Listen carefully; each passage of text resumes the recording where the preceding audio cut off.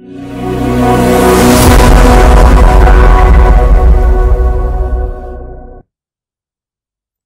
वालेकुम dear students, कैसे हैं आप सब?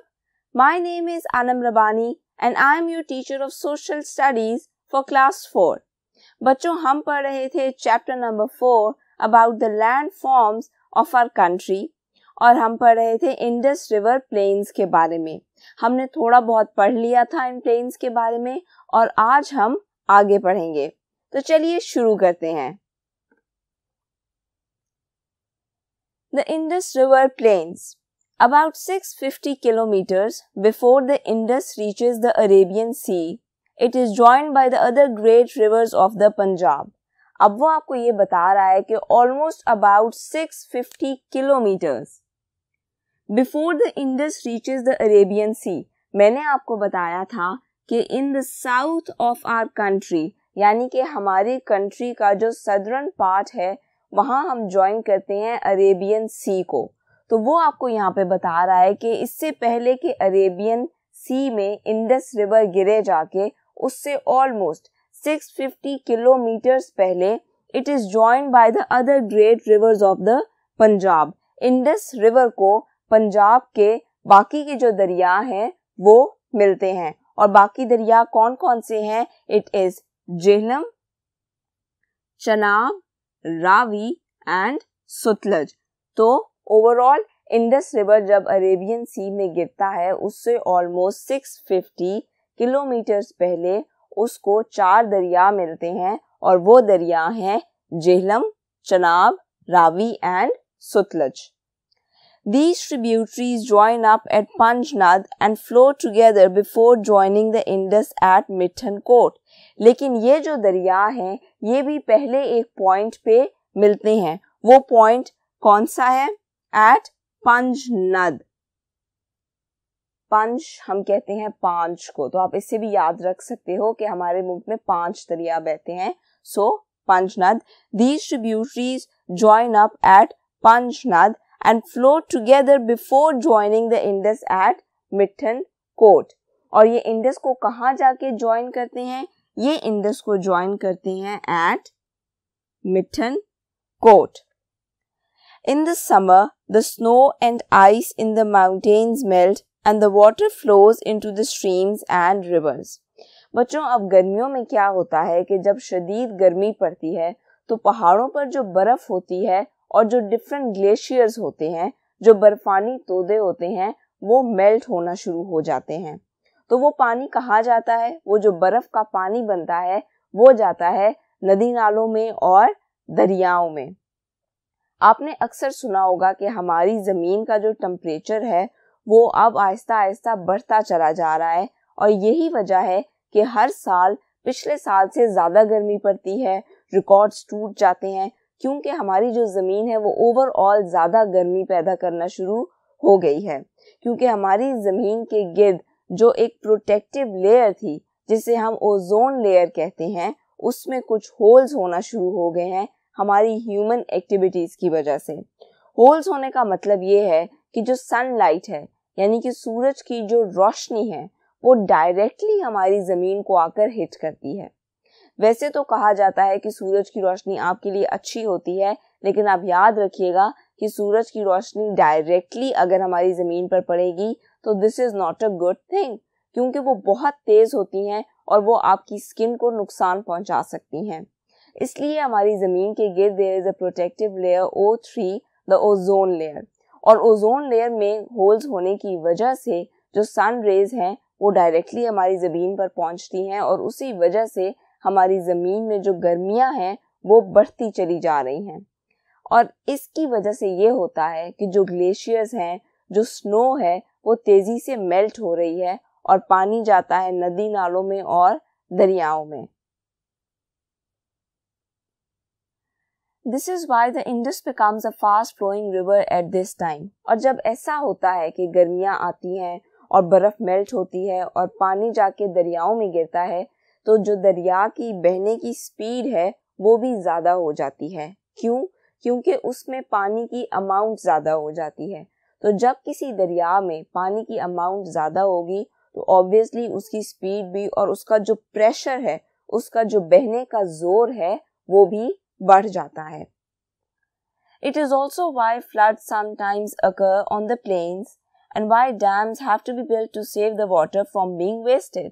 और यही वजह है कि सैलाब आते हैं और मुश्किलात खड़ी होती हैं. आपने अक्सर नोट किया होगा कि कुछ साल ऐसे होते हैं या कुछ टाइम्स ऐसे होते हैं जब आपको स्पेसिफिकली मना किया जाता है कि आपने दरियाओं के पास नहीं जाना या आपने समंदरों के पास नहीं जाना, पिकनिक्स के लिए भी नहीं जाना, क्योंकि उस वक़्त जो दरिया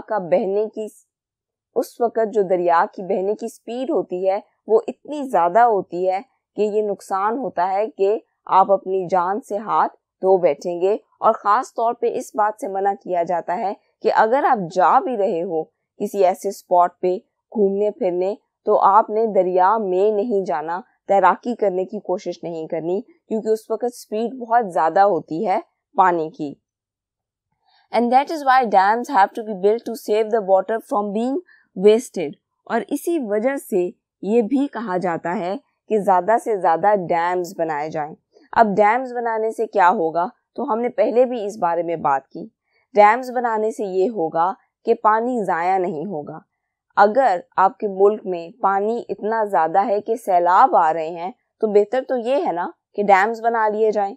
वो पानी ज़ाया नहीं होगा बल्कि कंज्यूम हो जाएगा, उसकी इलेक्ट्रिसिटी बन जाएगी. वैसे ही हमारी मुल्क में बिजली का मसला बना रहता है, तो अगर आप डैम्स बना दोगे तो उससे ज़्यादा बिजली बन जाएगी और आपकी जो बढ़ती हुई आबादी है, इंक्रीजिंग पॉपुलेशन, उसके प्रॉब्लम्स कम हो जाएंगे. The Indus Plains provide Pakistan with its best agricultural land. अब इंडस प्लेन्स पाकिस्तान को देते हैं उसके बेस्ट एग्रीकल्चरल लैंड. एग्रीकल्चर का मतलब क्या होता है? एग्रीकल्चर हम कहते हैं खेती बाड़ी को, फसलें उगाने को और इन सारे कामों को. लाइफ स्टॉक एग्रीकल्चर में आ जाता है, यानी कि ये जो आप जानवर पालते हो, उनसे खेती बाड़ी का काम लेते हो, ये सारा आ जाता है एग्रीकल्चर में. बच्चों, Pakistan is an agricultural country. ये सेंटेंस आप कई जगहों पे पढ़ोगे. तो इस सेंटेंस का मतलब क्या है कि हमारे मुल्क में जो ज़्यादातर काम किया जाता है वो किया ही खेती बाड़ी का जाता है. यानी कि ज़मीनें हैं, फर्टाइल हैं, डिफरेंट क्रॉप्स उगाई जाती हैं, फसलें उगाई जाती हैं और हमारी बहुत सी फसलें ऐसी हैं जो हम एक्सपोर्ट भी करते हैं, यानी कि हम दूसरे मुल्कों में भेजते हैं. जैसे कि पाकिस्तानी राइस, यानी कि हमारा जो चावल है वो बहुत ज़्यादा मशहूर है पूरी दुनिया में. इसी तरह पाकिस्तानी मैंगो, पाकिस्तान के जो आम हैं वो पूरी दुनिया में बहुत ज़्यादा मशहूर हैं. इसी तरह हमारे कई फल, कई वेजिटेबल्स, कई फसलें हैं जो पूरी दुनिया में मशहूर हैं और हमें कहा जाता है एक agricultural country. So agriculture is a very important part of our country. और यहाँ पे वो आपको बता रहा है कि जो इंडस प्लेन्स हैं, because we are talking about Indus river and its plains, वो हमें देते हैं पाकिस्तान के बेस्ट एग्रीकल्चरल लैंड. यानी कि ये जो एरिया है जहाँ जहाँ से इंडस रिवर गुजरता है, ये हमें प्रोवाइड करता है with the best agricultural land. यानी कि यहाँ पे बहुत से खेत मौजूद हैं, यहाँ की ज़मीनें बहुत अच्छी हैं, फर्टाइल हैं, यहाँ पे बहुत सी फसलें उगाई जा सकती हैं. Canals carry the river water to many places in the plains, providing farmers with plenty of water for their crops. और हम ऐसा क्यों कह रहे हैं कि जो इंडस प्लेन्स हैं, they are providing us with the best agricultural lands? उसकी वजह ये है कि इन रिवर से निकलते हैं कैनाल्स. कैनाल्स यानी कि जो पानी पहुंचाते हैं एक जगह से दूसरी जगह पे. They carry the river water to many places in the plains, providing farmers, किसानों को देते हैं plenty of water for their crops. यानी कि जहाँ जहाँ से दरिया गुजरता है फिर उससे फर्दर छोटे छोटे नदी नालों के थ्रू, कैनाल्स के थ्रू पानी पहुंचाया जाता है फसलों को. फसलों को जब अच्छा पानी मिलता है तो वो ग्रो अच्छा करती हैं, तो यानी कि किसानों को फ़ायदा होता है, हमारी ज़मीनों को फ़ायदा होता है एंड अल्टीमेटली हमारे मुल्क को फ़ायदा होता है. A large part of the population lives in this area, यानी कि हमारी आबादी का, हमारी पॉपुलेशन का एक बड़ा हिस्सा इसी इलाके में रहता है. इसकी वजह क्या है? बच्चों, हमेशा याद रखिएगा कि अगर कहीं भी रोज़गार के मौके ज़्यादा हैं, जैसे अगर आप किसी जगह पे फसलें बहुत उगा सकते हो, या इसी तरह अगर किसी जगह पे इंडस्ट्री ज़्यादा हैं, कारखाने ज़्यादा हैं, फैक्ट्री ज़्यादा हैं, तो वहाँ पे ग्रेजुअली आबादी ज़्यादा होगी। वहाँ पे लोग आहिस्ता आहिस्ता सेटल होना शुरू कर देंगे, क्योंकि वहाँ पे उनको मिलेगी एम्प्लॉयमेंट, वहाँ पे उनको मिलेगा रोजगार। जैसे आप देखो बहुत से लोग गांव से शहर की तरफ आ जाते हैं, यहाँ आके सेट हो जाते हैं। क्यों? क्योंकि यहाँ पे उनको नौकरियां मिलती हैं, वो अपनी फैमिलीज को भी यहाँ पे सेट कर लेते हैं। बिल्कुल इसी तरह अगर किसी जगह की ज़मीन अच्छी है, वहाँ अच्छी फसलें उगाई जा सकती हैं, वहाँ पे एग्रीकल्चरल लैंड अच्छा है, तो इसका मतलब है कि वहाँ पे भी ग्रेजुअली लोग सेट होना शुरू कर देंगे, वहाँ पे रोजगार के मौके होंगे, वहाँ पे आहिस्ता आहिस्ता आबादी ज़्यादा हो जाएगी। Most of our big cities and towns are in the Indus Plains, यानी कि हमारे बहुत से जो बड़े बड़े शहर हैं, बिग सिटीज और कस्बे हैं, they are in the Indus plains, वो इंडस प्लेन्स में हैं। मैंने आपको अभी समझाया कि अगर किसी जगह रोजगार के मौके होते हैं तो वहाँ आहिस्ता आहिस्ता आबादी ज़्यादा हो जाती है। तो वो भी आपसे यही कह रहा है कि क्योंकि यहाँ के एग्रीकल्चरल लैंड्स हैं, तो हमारे बहुत से जो सिटीज़ हैं बड़े बड़े और कस्बे हैं, वो भी इंडस प्लेन्स में आ जाते हैं। इस बात का मतलब ये है कि जब एग्रीकल्चरल लैंड होता है किसी जगह का, यानी कि किसी जगह की ज़मीनें अच्छी हैं, वहाँ पे बहुत सी फसलें उगाई जा रही हैं, तो ऑटोमेटिकली आप देखोगे कि उन्हीं खेतों के करीब किसी शहर में उसी फसल की कोई एक फैक्ट्री लगाई जाएगी। जैसे फर्ज कर लो कि अगर सिंध में एक खेत है जहाँ कॉटन उगाई जा रही है, तो उससे दूर किसी शहर में एक कॉटन मिल लगी हुई होगी जहाँ पे धागा बनता होगा या कपड़ा बनता होगा। तो इसी तरह अगर किसी जगह रोजगार के मौके होते हैं तो वहाँ आबादी बढ़ती है, they become towns and cities. अब हम बात कर लेते हैं थोड़ी बहुत पाकिस्तान के डेजर्ट्स के बारे में, यानी कि हमारे मुल्क के सहराओं के बारे में। Along the eastern border of Pakistan and in the southeastern part, the plains are not drained by any river.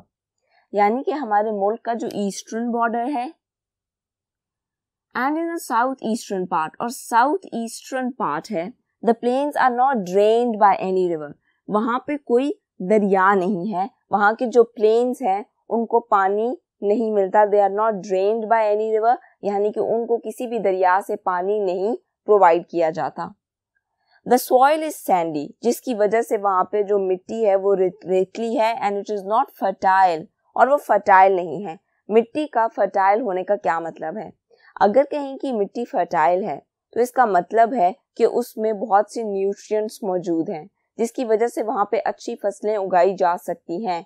वो ज़मीन अच्छी है, उसमें मिनरल्स एंड न्यूट्रिएंट्स हैं, वहाँ पे फसलें उगाई जा सकती हैं, पौधे अच्छे से उगाए जा सकते हैं। लेकिन अगर किसी जगह की ज़मीन फर्टाइल नहीं है तो इसका मतलब ये है कि वो ज़मीन इतनी अच्छी नहीं है कि आप उसमें फसलें उगा सको या पौधे लगा सको। It is not fertile, there is little vegetation. Vegetation का मतलब होता है दरख्त होना, पौधे होना। तो क्योंकि वहाँ की ज़मीन फर्टाइल नहीं है, इसीलिए वहाँ पे वेजिटेशन भी बहुत थोड़ी है, वहाँ पे दरख्त बहुत थोड़े हैं, पौधे बहुत थोड़े हैं। These are the deserts of Pakistan. और इन इलाकों को हम क्या कहते हैं? Right, इनको हम कहते हैं डेजर्ट्स, यानी कि पाकिस्तान के सहरा। तो डेजर्ट वैसे भी अगर आप सोचो तो एक ऐसी जगह होती है जहाँ पे बहुत ही कम आपको पौधे नजर आएंगे या बहुत ही कम प्लांटेशन नजर आएगी। The main deserts of Pakistan are, अब he is going to tell you about the main deserts of Pakistan, यानी कि हमारे मुल्क के जो मेन डेजर्ट्स हैं, जो मेन सहरा हैं, वो कौन से हैं? The Kharan desert in north east of Balochistan. सबसे पहले Kharan desert, and what is its location? It is in north east of Balochistan. उसके बाद हम आ जाते हैं the Thal desert located between Indus and Jhelum rivers in Punjab. उसके बाद हमारे पास आ जाता है थल डेजर्ट, और इसकी लोकेशन क्या है? It is located between Indus and Jhelum rivers in Punjab.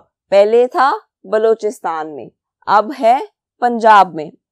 थर desert, 7th largest desert in world, यानी कि जो थर डेजर्ट है वो दुनिया में बड़े सहराओं में 7वें नंबर पर है, located in Punjab and partly in Sindh.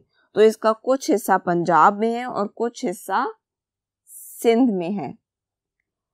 Cholistan desert in Punjab again, फिर आखिर में आ जाता है हमारे पास चोलिस्तान डेजर्ट जो कि है पंजाब में। So let's revise it a little. सबसे पहले हमने बात की खारान डेजर्ट की, वो किधर था? It was in north east of Balochistan. फिर हमने बात की थल डेजर्ट की, where was it? Located between Indus and Jhelum rivers in Punjab. फिर थर्ड डेजर्ट की, that is the 7th largest desert in world, where was it located? It was located in Punjab and partly in Sindh. Partly का मतलब होता है थोड़ा, आधा, यानी कि आधा पंजाब में है और बाकी का सिंध में है। And on last Cholistan desert in Punjab, end पे आ जाता है हमारे पास चोलिस्तान डेजर्ट जो कि है पंजाब में। तो बच्चों यहाँ पे हमारा ये लेक्चर खत्म होता है। अपना बहुत सा ख्याल रखिएगा और कोशिश कीजिएगा कि आप इन डिफरेंट डेजर्ट्स के और प्लेन्स के इमेजेस इंटरनेट पे देखें ताकि आपको ये चीज़ें याद रहें। अल्लाह हाफिज़।